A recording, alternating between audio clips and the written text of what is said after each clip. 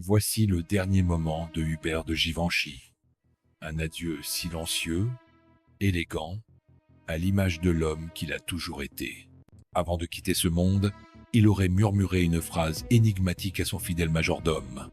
Ne laisse jamais la vérité abîmer l'élégance. Personne ne sait vraiment ce qu'il voulait dire, mais cette confidence reste gravée comme un dernier fil tendu entre la mode, le secret et une vie pleine de raffinement et de zones d'ombre. Hubert de Givenchy est mort paisiblement en 2018, à l'âge de 91 ans, dans sa demeure de campagne, sans tumulte, loin des projecteurs. Officiellement, c'est la vieillesse qui l'a emporté. Pourtant, certains proches parlent d'un retrait volontaire, orchestré des années auparavant, presque comme s'il avait voulu disparaître à sa manière, discrètement, avec panache. La question demeure: de quoi Hubert de Givenchy voulait-il vraiment s'éloigner dans ses derniers jours? Car, derrière la façade parfaitement repassée de l'aristocrate du style, se cache une histoire bien plus tourmentée. Une rivalité étouffée avec Yves Saint Laurent, une affection compliquée avec Audrey Hepburn, son éternelle muse, et une obsession maniaque du contrôle qui aurait ruiné ses relations les plus intimes. Il ne s'agissait pas seulement de créer la beauté, mais de la posséder, de la contrôler, quitte à se brûler les ailes. Ce récit vous invite à franchir les portes closes de son château, là où les confidences se murmurent dans les plis de rideaux anciens, là où la haute couture côtoie les secrets. Car si Givenchy a habillé les plus grandes icônes de son époque, qui a jamais vraiment habillé ses propres blessures? Son décès a ravivé l'intérêt autour de son héritage, certes, mais aussi des rumeurs soigneusement tues pendant des décennies. Une lettre, retrouvée après sa mort, a fait frissonner le petit monde de la mode. Un nom oublié, une dette d'honneur, un dernier caprice de légende. Alors, que cachait vraiment la vie d'Hubert de Givenchy? Était-il le prince de l'élégance ou le dernier illusionniste d'un monde de soie et de silence? Hubert de Givenchy, né en 1927 à Beauvais, n'est pas seulement un créateur de mode. Il est un mythe, une énigme drapée dans du taffetas dont l'élégance a redéfini l'image même de la féminité au XXe siècle. Mais pour comprendre les secrets de ces derniers jours, il faut revenir à ses débuts, à cette époque où Paris vibrait au rythme des ciseaux, des mannequins et des ambitions dévorantes. Dans les années 1950, Givenchy entre en scène. La guerre est finie et la France veut revivre, rayonner à nouveau à travers l'art, la gastronomie et surtout la mode. La haute couture devient alors une forme de pouvoir doux. Les femmes veulent rêver, séduire, s'élever. Et lui, tout juste trentenaire, leur offre ce rêve, taillé à la perfection. Très vite, il devient l'enfant prodige. On parle de ses coupes aériennes, de ces tissus qui flottent comme des promesses. Mais ce n'est pas seulement du tissu que Givenchy manie, c'est une illusion, un art de camoufler les failles derrière la beauté. Il habille Audrey Hepburn dans Sabrina, puis dans Breakfast at Tiffany's. Elle devient sa muse, lui devient son créateur. Leur duo fascine, trouble, interroge. Mais dans l'ombre, la maison Givenchy vit sous tension. Derrière chaque robe se cache une exigence absolue, presque tyrannique. On raconte que le silence régnait dans ses ateliers, brisé uniquement par le bruit sec des épingles, que personne n'osait contredire Hubert. Même pas ses associés, même pas ses amants, dit-on. Car si la maison Givenchy était un sanctuaire de beauté, elle était aussi une forteresse de secrets. Les rumeurs de désaccords violents avec certains couturiers rivaux circulaient dans les dîners mondains. Un nom revient souvent, Yves Saint Laurent. Deux génies, deux visions, deux égos démesurés. Il se murmure que l'un aurait volé une idée à l'autre, que des lettres menaçantes auraient circulé, jamais rendues publiques. Et que dire de sa relation avec la maison LVMH qui rachètera Givenchy dans les années 1980? Certains proches affirment qu'Hubert ne s'est jamais remis de ce qu'il a appelé lui-même la vente de mon âme. D'un artisan libre, il devint une figure décorative, relégué à des apparitions publiques soigneusement orchestrées. Ce contexte n'est pas qu'un décor, c'est le théâtre d'un drame feutré, une tragédie silencieuse où chaque rideau de velours cache un regard brisé, une trahison jamais pardonnée. Le thème central de cette histoire n'est pas la gloire, mais le contrôle, le besoin viscéral de tout maîtriser, même au prix de l'isolement. Givenchy n'était pas qu'un homme de mode, il était une construction, et dans les dernières années de sa vie, cette construction s'est fissurée, lentement, dans le silence de ses propriétés aristocratiques. Il est arrivé un jour où je n'ai plus reconnu mon propre nom sur la porte. Cette confession, faite lors d'un dîner privé à Paris en 2001, aurait pu passer inaperçue. Mais pour les rares présents ce soir-là, elle sonnait comme un cri silencieux. Hubert de Givenchy, le maître des apparences, commençait à se fissurer de l'intérieur. L'événement initial de cette déconstruction n'est pas public, mais bien réel.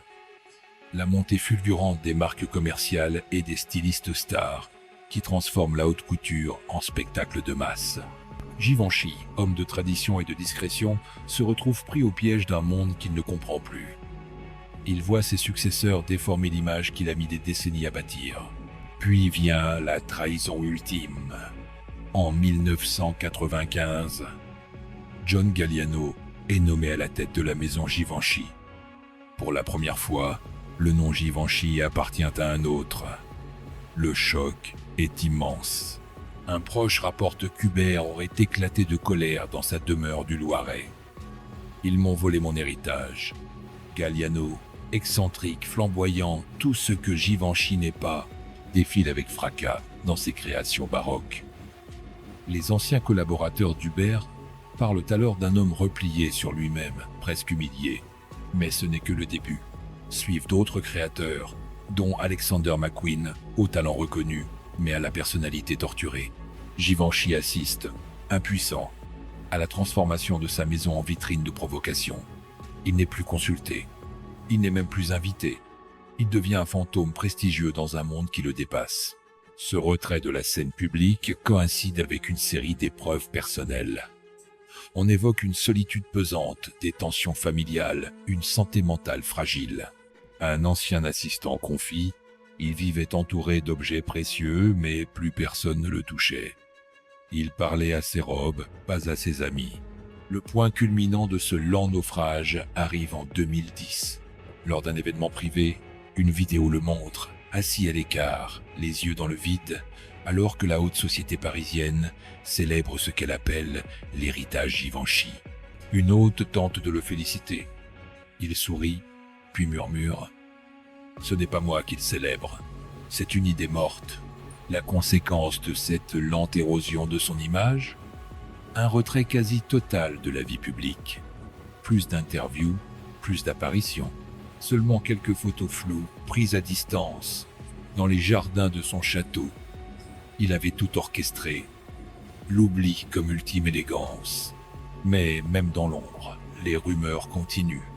Une liaison secrète avec un diplomate italien.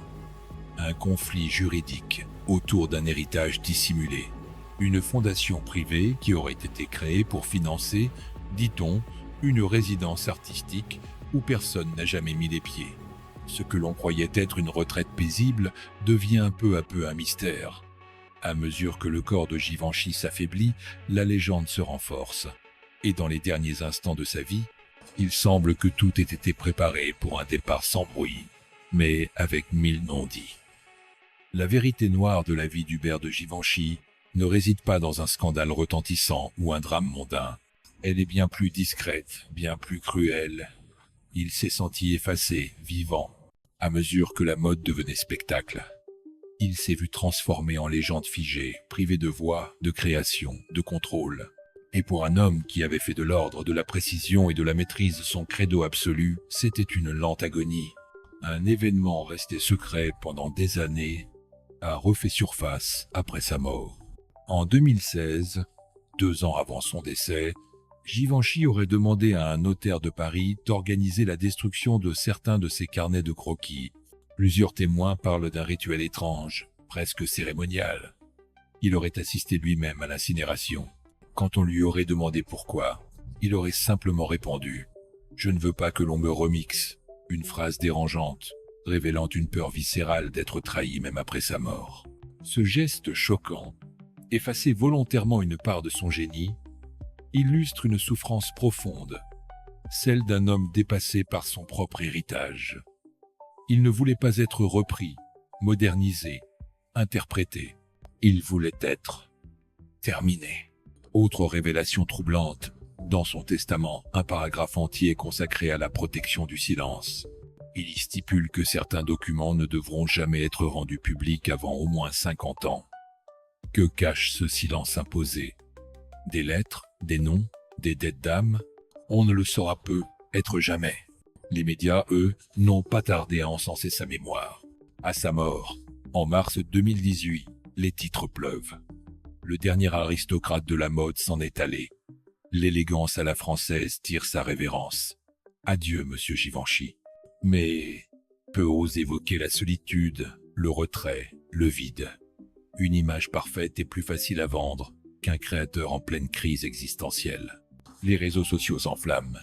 Des photos rares, des vidéos d'archives, des interviews anciennes sont remontées en boucle. Certains internautes pointent du doigt la froideur des maisons de luxe, qui se sont contentées d'hommages formels, sans émotion. D'autres évoquent un malaise. Et si Givenchy avait été abandonné par le monde qu'il avait pourtant construit? Un ancien mannequin, resté anonyme, confie à un journaliste. Il nous a toutes faites reines. Mais lui, il est mort seul, dans son château. C'est injuste. L'émotion est palpable. Derrière l'héritage magnifique, les lignes épurées, les robes immortelles. Il y a un homme qui n'a jamais su comment vivre en dehors du tissu. Un homme qui n'a jamais supporté d'être dépassé. Et cette lettre, retrouvée dans un tiroir ancien, dont l'existence même est contestée par ses proches, commence par ces mots. Je suis un maître d'illusion. J'ai cousu ma vie comme un mensonge noble.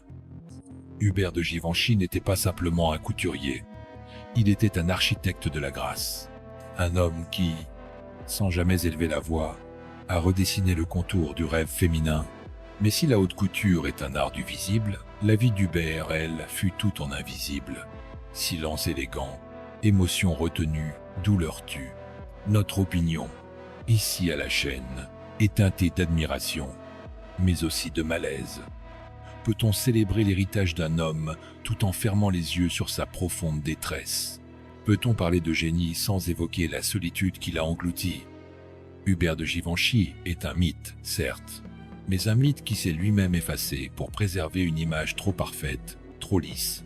Dans un monde où tout s'expose, où la mode se dévore sur Instagram et TikTok, Hubert faisait figure de relique vivante. Cela le rendait fascinant, mais aussi terriblement fragile. Il est peu être le dernier d'une lignée d'hommes qui préféraient disparaître que de se voir transformé en produit marketing. À ce titre, son refus obstiné de revenir sur la scène publique n'est pas une faiblesse. C'est un acte de résistance. Il aurait pu écrire ses mémoires. Il aurait pu créer une dernière collection. Il aurait pu parler, se raconter, régler ses comptes. Mais il a choisi le silence. Et c'est là, paradoxalement, que réside toute la puissance de sa dernière leçon. Parfois, la vraie élégance consiste à ne rien dire. Nous, en tant que spectateurs, admirateurs ou simples curieux, ne pouvons que nous interroger. Avons-nous vraiment compris Hubert de Givenchy? Ou avons-nous seulement aimé le personnage qu'il a fabriqué, couture après couture, mensonge après mensonge noble? Nous invitons chacun à partager son point de vue. Que représente pour vous Hubert de Givenchy? Le dernier prince d'une époque révolue, une victime de son propre mythe, ou un maître absolu du retrait élégant? Car dans ce monde bruyant, peu est restant le silence que se cache la vérité la plus pure. Il y a des silences qui résonnent plus fort que 1000 discours. Celui qu'a laissé Hubert de Givenchy appartient à cette catégorie rare. Un silence cousu main, comme une étoffe trop précieuse pour être froissée par des mots. Il est parti sans fracas, comme il a vécu. Et pourtant, son absence a tout bouleversé. Ce n'est qu'après sa mort que l'on a mesuré, vraiment, l'empreinte qu'il avait laissée.